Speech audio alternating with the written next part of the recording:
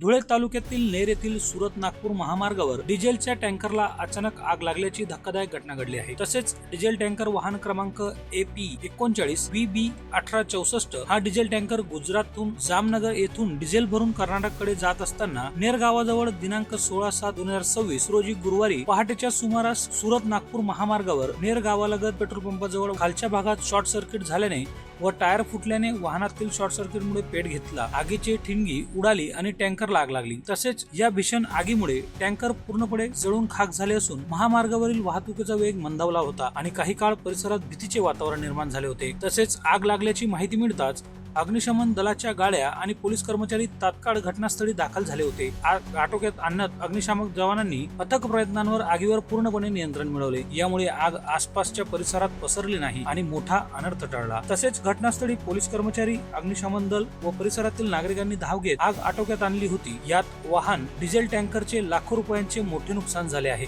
MDTV news Dhule तालुका प्रतिनिधी दिलीप साळुंखे।